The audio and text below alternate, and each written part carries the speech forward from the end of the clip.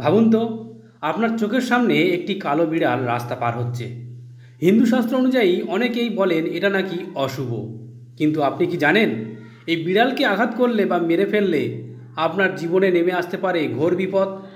আজ আমরা জানব বিড়ালকে মারলে কেন মহাপাপ হয় এবং জ্যোতিষশাস্ত্র ও হিন্দু ধর্ম এ বিষয়ে কি বলে।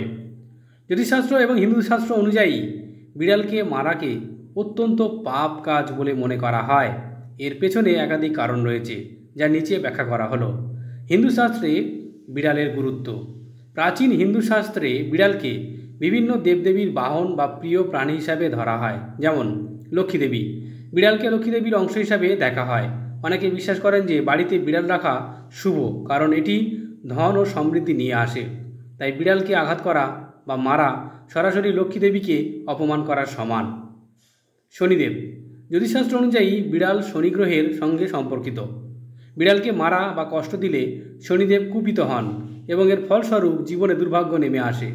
শনিদেবের অশুভ প্রভাব থেকে বাঁচতে বিড়ালকে ভালোবাসা ও যত্ন করা উচিত। ষষ্ঠী দেবী, ষষ্ঠী দেবীর বাহন হলো বিড়াল। ষষ্ঠী দেবী শিশুদের রক্ষা করেন, তাই ষষ্ঠী দেবীর বাহন হিসাবে বিড়ালকে আঘাত করলে শিশুদের উপর খারাপ প্রভাব পড়তে পারে বলে মনে করা হয়। বিড়াল মারার ফল। হিন্দু শাস্ত্র মতে বিড়াল মারলে শুধু পাপই হয় না, এর অনেক খারাপ ফলও ভোগ করতে হয়। যেমন দুর্ভাগ্য ও আর্থিক ক্ষতি। বিড়ালকে হত্যা করলে লক্ষ্মীদেবী রুষ্ট হন, ফলে আর্থিক সংকট এবং দুর্ভাগ্য দেখা দিতে পারে।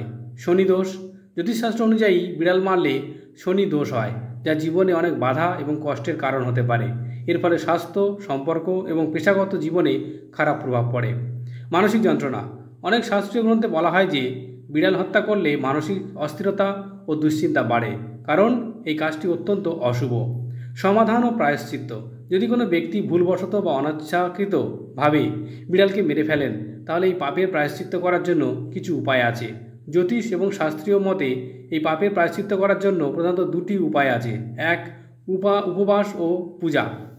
বিড়াল মারার পাপ থেকে মুক্তি পেতে শনিদেব বা ষষ্ঠী দেবীর পূজা করা উচিত। এর পাশাপাশি শাস্ত্রমতে কিছু বিশেষ তিথিতে উপবাস করার পরামর্শ দেওয়া হয়। দান, অসহায় মানুষকে বা মন্দিরে দান করার মাধ্যমে পাপের প্রায়শ্চিত্ত করা যায়। এই দান এমন হওয়া উচিত যা মন থেকে করা হচ্ছে এবং যতই সত্যই কোনো অভাবী মানুষের উপরে যেন হয়ে থাকে।